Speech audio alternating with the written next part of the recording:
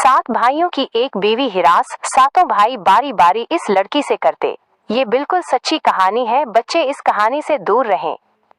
मेरा नाम आर्यान है। मैं एक गरीब घराने से ताल्लुक रखता हूँ। मैं अपने माँ बाप का इकलौता बेटा था। मेरे माँ बाप एक हादसे में वफात पा गए और मैं यतीम हो गया। उनके जाने के बाद अपनी जिंदगी अकेले जीने लगा और मिल में रोजी करने लगा। इस रात में छत से गिर गया और एक टांग से अपाहिज हो गया। कमाई का कोई जरिया नहीं था, इसलिए बैंक से लोन लेकर एक टैक्सी ले ली और वो चलाने लगा। मेरी रोजी रोटी का जरिया टैक्सी है और सवारी का इंतजार करता हूँ। एक दिन सुबह एक मियाँ बीवी मेरे पास आए और बोले उन्हें मरकजी अड्डे तक जाना है। सवारी अच्छी थी, किराया भी ज्यादा बनता था, सो मैंने हामी भर ली और उन्हें मरकजी अड्डे तक ले गया। मियाँ बीवी को उतार कर मैं मुड़ने ही वाला था कि सामने से एक लड़की आती दिखाई दी। इस ख्याल से कि उसे कहीं जाना होगा, मैंने अपनी टैक्सी रोक दी। लड़की की उम्र 25 साल के करीब होगी। उसने लहंगा पहन रखा था और उसके एक चाल में लड़खड़ाहट थी। हस्बे तवक्को वो मेरे करीब आकर रुक गई। बिना कुछ कहे टैक्सी में बैठ गई और मुझे चलने का कहा। मैंने भी सोचा शायद बड़े रोड तक जाना होगा, सो मैंने टैक्सी चलाना शुरू कर दी। रास्ते भर में उसे शीशे में देखता रहा। उसने माथे पर टीका लगा रखा था, जिससे साफ जाहिर था कि वो हिंदू मजहब से ताल्लुक रखती है। थोड़ी ही देर में हम मरकजी अड्डे के रास्ते से दूर आ गए। मैंने टैक्सी रोके बना ही इससे पूछा, मोहतरमा, आपको कहाँ जाना है? हैरत अंगेज तौर पर उसने कोई जवाब न दिया, बल्कि हाथों में पकड़ी गठड़ी को सीने से लगाकर बैठ गई। ये इसका वाहिद सामान था जो मैंने उसके पास देखा था। मैंने जब सवाल दोहराया तो बोली, आगे ले चलें। मुझे लगा शायद इस शहर में नई आई है, इसलिए जो गांव का पता नहीं है, शायद जगह देखकर उसे याद आ जाए। तो मैं टैक्सी लेकर चलता रहा, यहाँ तक कि बड़े रोड भी खत्म हो गया। मैंने इससे दोबारा पूछा, मोहतरमा, आपने बताया नहीं, आपने कहाँ उतरना है? उसने खंगूरा मार कर गिलास साफ किया और बोली, जी साहब, किसी भी मुसलमान बस्ती में उतार दो। अरे मोहतरमा, यहाँ सारे ही मुसलमान हैं, आपको बताएं जाना कहाँ है? जगह का नाम क्या है? या आपके पास कोई पता वगैरह है? अगर लिखा हुआ है तो मुझे दिखा दें, मैं आपको वहाँ छोड़ देता हूँ। मैंने कहा तो वो घबरा कर बोली, मुझे कहीं नहीं जाना, जहाँ आपका दिल करे छोड़ दें। इसके जवाब पर मैं भौंकला गया। भला ये क्या बात हुई? अगर मंजिल का नहीं पता था तो सफर क्यों कर रही थी? मैंने थोड़ा गुस्सा किया तो वो रोने लग गई। उसके रोने से मेरा दिल पसीज गया। मैंने पीछे मुड़कर देखा तो मेरे दिल की धड़कनें बेतरतीब होने लगीं। वो किसी फूल की तरह तरोताजा थी और आंखों में हिरनी जैसी मासूमियत थी। मैंने कहा, देखें, मेरा ये मतलब नहीं था। अब आप जो भी जगह कहेंगी बगैर किराए के मैं आपको वहाँ पहुँचा दूंगा। आप मुझे आराम से तसल्ली से जगह बता दीजिए। वो तकरीबन रोते हुए बोली, मेरा कोई ठिकाना नहीं है, ना ही मेरा इस दुनिया में कोई वारिस है। आप मुझे अपने साथ ले चलो। मुझे घर में बेशक नौकरानी बनाकर रख लो। मैं सिर्फ 2 वक्त की रोटी खाऊंगी और आपसे कोई तकाजा भी नहीं करूंगी। उसने कुछ इस अंदाज से कहा जैसे मैं किसी रियासत का बादशाह हूँ और वो कनीज है। आपको बताता चलूं कि मैं एक पांव से लंगड़ा था, 100 लकड़ी की टांग लगवा ली थी और उसी के सहारे टैक्सी चलाता था, जबकि गांव में मुझे कोई रिश्ता देने पर तैयार न था। वजह एक तो मेरा लंगड़ापन था और दूसरा ये कि मैं कोई और काम नहीं कर सकता था। जाहिर है ऐसे भी कौन अपनी बेटी का हाथ मुझे देता। मैंने एक लम्हे को सोचा और फिर लड़की से कहा, ठीक है, मुझे कोई मसला नहीं, मैं तुमसे शादी करने को तैयार हूँ। तुम बताओ, तुम कब शादी करोगी? कहो तो अभी ले चलूं। अगर नहीं तो कुछ दिन अमान गाह में रह लो, अपनी तरफ से इत्मीनान कर लो, फिर शादी के लिए दिल राजी हुआ तो मुझे बता देना। ये सुनकर इसकी आंखों में चमक सी आ गई। बोली, आप बहुत अच्छे हैं साहब, मुझे और क्या चाहिए? आप मुझसे शादी कर लो, मैं अभी शादी करने को तैयार हूँ। मुझे उसकी मासूमियत पर बेइख्तियार हंसी आ गई। मैंने दिल में सोचा, अगर ये चंद मिनटों में मुझे इतनी सारी मुस्कुराहटें दे सकती है तो मेरी जिंदगी को कितना संवार देगी। सो मैंने अपने एक वकील दोस्त को फोन किया, उसे सारी सूरत हाल से आगाह किया और कहा कि मैं अभी इससे निकाह करना चाहता हूँ। उसने मुझे सोच विचार का मशवरा दिया, जिसे मैंने तहम्मुल से सुना और कहा कि मैं आपकी बात से इत्तेफाक करता हूँ, मगर मेरा दिल कह रहा है कि ये लड़की मासूम है। खैर उनका काम था समझाना, सो उन्होंने समझा दिया। मुझे कहा कि मैं इस लड़की को लेकर अदालत आ जाऊं। अब तक मैंने उसका नाम नहीं पूछा था। वसीम भाई से बात करने के बाद मैंने उससे नाम पूछा तो उसने अपना नाम नीलम बताया। इसका नाम भी इसकी तरह खूबसूरत था। मैंने टैक्सी बड़े रोड से अदालत की तरफ मोड़ी। 10 मिनट में अदालत पहुंच गया। अपने दोस्त के पास पहुंचा तो सबसे पहले उसने मुझे मिठाई की फरमाइश की, जिसे मैंने निकाह तक मुअख्खर कर दिया। वसीम ने अपने चंद दोस्तों को भी मदऊ किया। साथ ही निकाह ख्वाह और निकाह वाले रजिस्टर का भी बंदोबस्त किया गया। वसीम भाई के ऑफिस में उनके 3-4 दोस्त बैठे थे। मेरा शदीद दिल चाहा कि नीलम के पास कोई चादर वगैरह होती तो वो सर ढांप कर बैठती, मगर उसने लहंगा पहन रखा था और उसकी लंबी चिटियां कमर पर लहरा रही थीं। खैर मैंने जैसे तैसे बर्दाश्त किया। निकाह के वक्त पता चला कि नीलम ने अभी अभी इस्लाम कबूल किया है। वो 2-3 दिन पहले मुसलमान हुई है और अभी तक उसे नमाज रोजे का नहीं पता। खैर मुझे कोई खास हैरत नहीं हुई, क्योंकि अपने हुलिये से वो गैर मजहबी लगती थी। वसीम भाई ने उसे एक और सवाल किया कि वो कुंवारी है या नहीं, तो इस सवाल पर उसने चुप साध ली। वसीम भाई ने उसे इसकी शर्मो हया से ताबीर किया। खैर बाकी रस्मों रिवाज के बाद हमारा निकाह हो गया। हम मियाँ बीवी के बंधन में बंध गए। इस लम्हे मुझे लगा जैसे अचानक मेरी अहमियत सबकी नजरों में बढ़ गई हो। गांव के जो लोग कहते थे कि मुझे कोई भी अपनी लड़की नहीं देगा, जब वो मेरे साथ नीलम को देखेंगे तो लाजिम में हैरान होंगे। मैंने सोच लिया कि मैं अगले ही दिन टैक्सी से छुट्टी करूंगा और उसे अपने गांव लेकर जाऊंगा, अपने रिश्तेदारों से मिलवाऊंगा और साबित कर दूंगा कि मेरे नसीब में अल्लाह ने मुझसे खूबसूरत औरत लिखी थी, जो शक्ल सूरत के एतबार से लाखों में थी। निकाह के बाद के जज्बात कुछ और होते हैं। मुझे नीलम से एकदम मोहब्बत महसूस होने लगी। मैंने उसे बाजार से एक शाल भी लेकर दी और उसे टैक्सी में बिठाकर अपने घर ले आया। घर आकर मैंने उसे अपने हाथों से चाय बनाकर पिलाई। मैंने उसे कहा कि तुम यहीं बैठो, मैं तुम्हारे लिए कपड़े लेकर आता हूँ। पता नहीं क्यों वो मुझे उन कपड़ों में अच्छी नहीं लग रही थी। मैं फटाफट बाजार गया। जमा पूंजी का तकरीबन 50% हिस्सा मैंने नीलम के लिए कपड़े खरीदने और खाने पीने की चीजों पर लगा दिया। चीजें लेकर घर आया तो वो मेरी मुंतजिर बैठी थी। मैंने उसे कपड़े दिए और कहा कि हाथ मुंह धोकर आ जाओ, तब तक मैं खाना वगैरह लगाता हूँ। उसने हाँ में सर हिला दिया और कपड़े लेकर नहाने चली गई। नहाकर निकली तो उसका रूप निखर गया। मैं तो उसे देखता ही रह गया। वो पहले से भी कई ज्यादा हुसैन हो गई थी।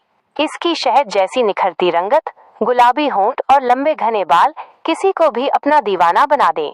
मैंने उसे नजर भर कर देखा तो वो शर्मा गई। मुझे लग रहा था जैसे किसी फकीर को प्रेस्तान की परी मिल गई हो। मैंने उसे अपने हाथों से खाना खिलाया और अपनी मोहब्बत की गर्मजोशी दिखाई तो वो भी काफी खुश नजर आने लगी।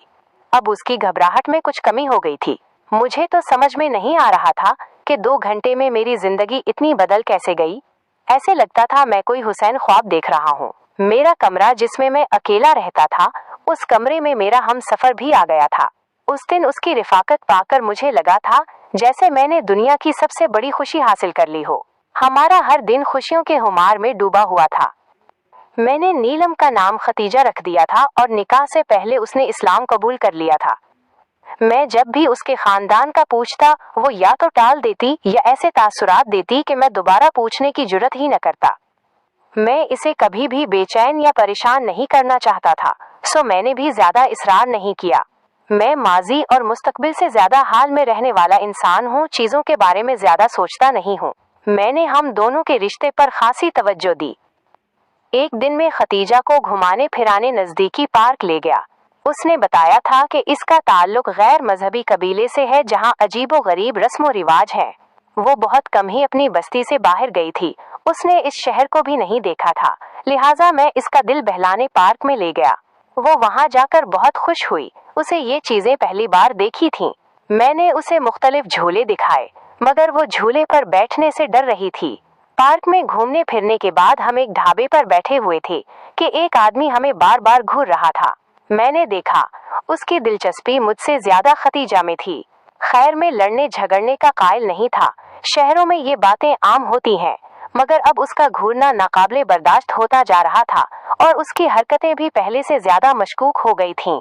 वो फोन पर कुछ लिख रहा था। थोड़ी देर उसने फोन कान से लगा लिया और बोला, हाँ आतिफ कहाँ है? तो अब उसने हमारी तरफ देखना बंद कर दिया और ढाबे से निकल गया। खतीजा उन बातों से बेखबर थी, मगर मैं थोड़ा सा परेशान हो गया था। न जाने उन लोगों की क्या नीयत थी। खैर, हमने जल्दी से खाना खाया। मैं उसे लेकर ढाबे से बाहर आ गया और अपने घर की तरफ चल दिया। रास्ते में मैंने महसूस किया कि कोई हम दोनों का ताक़ुब कर रहा था, मगर जूं ही मैं पीछे मुड़कर देखता, मुझे सब कुछ ही नॉर्मल लगता। मैं समझ नहीं पाया कि कौन मेरा ताक़ुब कर रहा है। हम तकरीबन 1 घंटे में अपने घर पहुंच गए। घर पहुंचे तो मगरिब की अजान हो रही थी। मैंने नमाज अदा करनी थी, सो खतीजा को घर में ही छोड़कर खुद मस्जिद चला गया। इसे सख्ती से हिदायत की कि कोई भी आए तो दरवाज़ा मत खोलना, और अगर मेरा भी कहे तो उसे कह देना कि मैं मस्जिद नमाज पढ़ने गया हूँ। तकरीबन आधे घंटे बाद में नमाज पढ़कर घर वापस आया तो खतीजा घबराई हुई थी, बल्कि उसने तो बाकायदा रोना शुरू कर दिया। मेरे पूछने पर उसने बताया कि मेरे जाने के बाद कोई जोर जोर से दरवाज़ा खटखटा रहा था, इतनी जोर से कि जैसे दरवाज़ा तोड़कर अंदर आना चाहता हो। ये शायद मोहल्ले के किसी आदमी ने बताया होगा। मैंने उसे तसल्ली दी, यकीनन उन्हीं में से एक होगा। मैंने साथ वालों से पूछा तो उन्होंने बताया कि मेरे जाने के बाद 2 लोग आए थे। उनको मोहल्ले में पहले कभी नहीं देखा, सो मोहल्ले वालों ने उन्हें निकालकर बाहर किया। ये सुनकर मैं चौंका। आखिर वो लोग कौन थे और क्या चाहते थे? अगली सुबह जुमा था, सो मैं घर पर ही था, क्योंकि जुमा वाले दिन में टैक्सी नहीं चलाता था। मेरी दुल्हन को आए हुए अभी 1 महीना भी नहीं हुआ था, तो मैं नाश्ता बाहर से ही लाता था। उस दिन में भी बाजार से नान लेने बाहर गया। वापसी पर आया तो दरवाजे पर 2 लोग खड़े थे और मुसलसल दरवाजा बजा रहे थे। मैंने पूछा, तुम लोग कौन हो? तो भड़क गए। बोले, तुमने हमारी लड़की इस घर में रखी है। मैं हैरान हो गया और बोला, कौन सी लड़की? मेरे घर में सिर्फ मेरी बीवी है और उसका नाम खतीजा है। अरे, हम सब जानते हैं वो हमारी बीवी है, तुमने उसे यहाँ रखा हुआ है। हम तुम्हारी चमड़ी उधेड़ कर रख देंगे। अभी दरवाजा खोलो और उसे हमारे हवाले करो। उन लोगों का हुलिया भी अजीब सा था। सर पर चटियां बांधी हुई थी और गले में अजीबो गरीब पट्टे डाले हुए थे। मैंने उनकी बेशर्मी देखी तो मुझे भी गुस्सा आ गया। मैंने नाश्ता साइड पर रखा, बाजू चढ़ाकर बोला, मेरी बीवी को, ये मेरा मोहल्ला है, सब लोग यहाँ मुझे जानते हैं। अगर ज्यादा चून चाकी तो ऐसा पटवाऊंगा कि वापस अपनी टांगों से नहीं जाओगे। मेरा ये कहना था कि उस शख्स ने मुझे गरेबान से पकड़ लिया और बोला, तुम्हारी ये हिम्मत, शायद तुम मुझे जानते नहीं हो। मेरा नाम आतिफ है और मेरे नाम से बड़े बड़े लोग कांपते हैं। हाँ हाँ आतिफ, मुझे भी तुमसे कोई डर नहीं है। ये लोग दंगा फसाद मचा रहे थे, सो किसी ने पुलिस को खबर कर दी। थोड़ी ही देर में पुलिस हमारे दरवाजे तक आ गई। मुझे बहुत अजीब लग रहा था, मगर उन लोगों का कोई और हल भी नहीं था। पुलिस के आते ही ये लोग डर गए और भागने लगे, मगर पुलिस ने पकड़ लिया और पूछा, तुम लोग इस शरीफ आदमी को क्यों तंग कर रहे थे? मोहल्ले वालों ने भी हिमायत की, जिस पर उन लोगों ने बताया कि मैंने उनके कबीले की औरत को अपने घर में कैद किया हुआ है, हालांकि वो उनके खानदान में ब्याही जा चुकी है। पुलिस वालों ने ये सुना तो अपनी लेडी कांस्टेबल को भी साथ ले आए और घर की तलाशी लेने को कहा। खतीजा इस सब से बहुत खौफजदा हो चुकी थी और खौफ से थर थर कांप रही थी। उसने पुलिस के सामने बयान दिया कि मैं इस शख्स की बीवी हूँ। मैंने पुलिस को अपना निकाहनामा भी दिखा दिया। पुलिस को यकीन दिलाने में मैं कामयाब हो गया तो पुलिस उन लोगों को अपने साथ थाने ले गई। उनके जाने के बाद कुछ सुकून हुआ तो मेरे हवास बहाल हुए। मैं सोच में पड़ गया कि आखिर ये लोग कौन थे और बिला वजह तो नहीं आए होंगे। जरूर ये खतीजा को जानते होंगे। और फिर कल जब हम ढाबे में बैठे थे तो वो शख्स घूर घूर कर उसको देख रहा था। उसने फोन पर भी आतिफ नामी बंदे का जिक्र किया था, जबकि उस शख्स ने भी अपना यही अजीब नाम बताया। खैर, मैंने दरवाजा बंद किया तो देखा खतीजा रो रही थी। मेरे दिल में ना जाने क्यों अभी भी इसकी मोहब्बत ही थी। मैंने उसके किरदार पर शक नहीं किया। मैंने खतीजा को नाश्ता वगैरह करवाया और फिर उससे कहा, खतीजा, तुम मेरी जिंदगी बन गई हो। अगर तुम मुझे अपने माजी के बारे में नहीं बताओगी तो मैं कैसे उन लोगों से बचा पाऊंगा? खुदा ना खास्ता कभी ये लोग। फिर खतीजा ने बताया कि उसका ताल्लुक एक गैर मजहब कबीले से है। ये शख्स जिसने अपना नाम आतिफ बताया और जो उनके दरवाजे पर बार बार उन्हें अकड़कर धमकाता था, वो उसका नाम निहाद शौहर था और उसके साथ जो आदमी था ये उसका देवर था। मजीद पूछने पर खतीजा ने बताया कि ये लोग 7 भाई थे, उनके कोई बहन न थी और अपने कबीले में उन्होंने अपनी फौज नुमा बदमाशियों की टोली बना रखी थी। ये किसी शख्स से जो बात मनवाना चाहते अपनी ताकत की बिना पर मनवा लेते थे। इस इलाके में बज़ाहिर तो सारे शरीफ थे, रस्मो रिवाज के पाबंद थे, मगर हर घर में बुराई का ऐसा शर्मनाक बाप था जिसे बयान करते हुए भी शर्म आती थी। गांव में सोने और चांदी के बगैर कोई शादी नहीं होती थी। आने वाली दुल्हन को सोने में लाद दिया जाता था और उसके लिए बेहतरीन इंतजामात किए जाते थे। बाज औकात लोगों की सारी पूंजी एक ही शादी पर जाया हो जाती थी, जबकि सोने चांदी के बगैर किसी औरत की शादी तौहीन समझी जाती थी। मगर शादी के बाद जो कुछ होता था उसे मुआशरे को कोई सरोकार नहीं था। आज से 6 महीने पहले मेरी भी शादी हुई थी।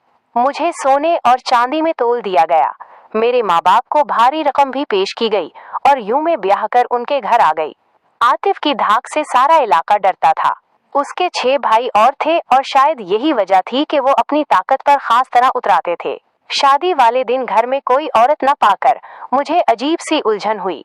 उसके बाकी भाई भी मुझे छेड़छाड़ करने लगे, जो मुझे बहुत नागवार गुजरी। मैं अपने इलाके की रिवायात से वाकिफ थी और मुझ पर यह लाजिम था कि मैं अपने देवर और जीठों की भी खिदमत करूं, बल्कि उनकी तस्कीन का भी जरिया बनूं। लेकिन ना जाने क्यों मेरा दिल ये गवारा नहीं करता था। मुझे उनकी बातें बहुत नागवार गुजर रही थीं। उस दिन अजियतों का एक नया सिलसिला शुरू हो गया, जो खत्म होने का नाम ही नहीं ले रहा था।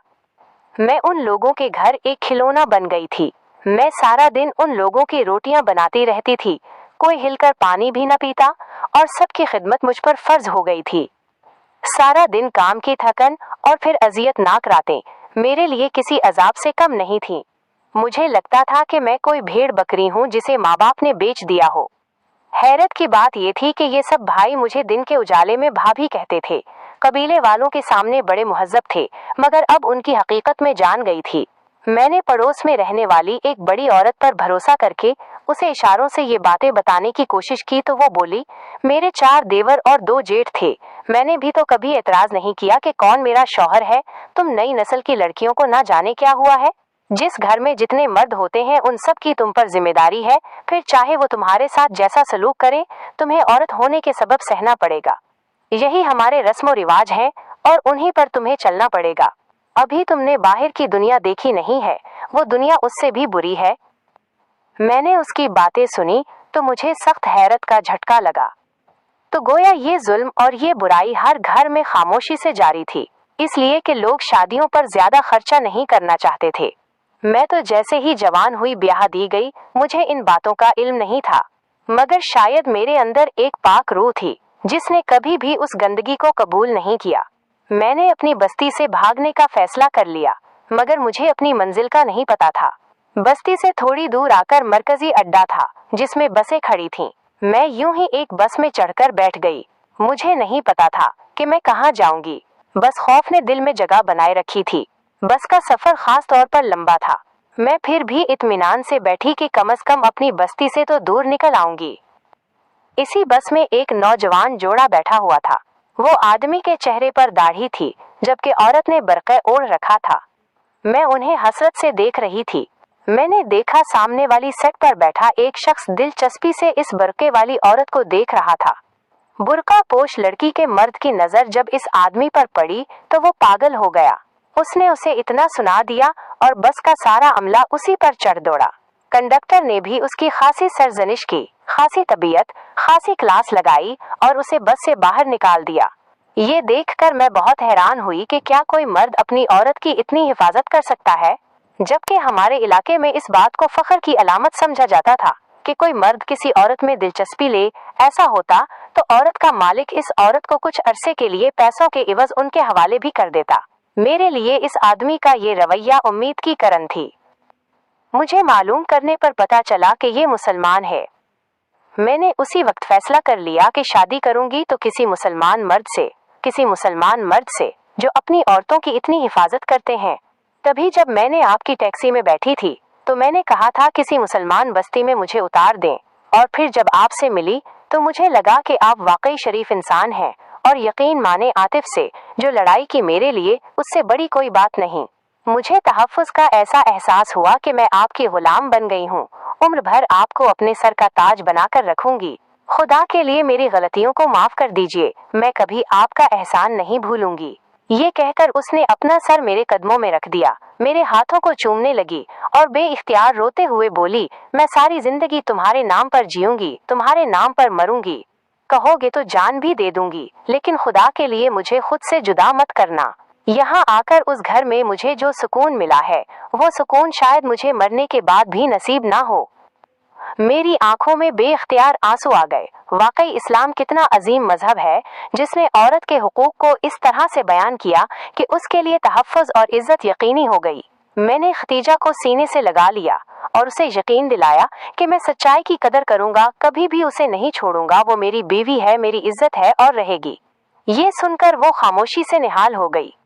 उसके बाद मैंने उसे कुरान पाक पढ़ना सिखाया, कलमा शहादत सिखाया और नमाज के उसूल भी सिखाए। अब वो सलूजत की पाबंद है, अपने माजी को भूल चुकी है। हम भी वो जगह छोड़कर एक नई जगह मुंतकिल हो गए हैं।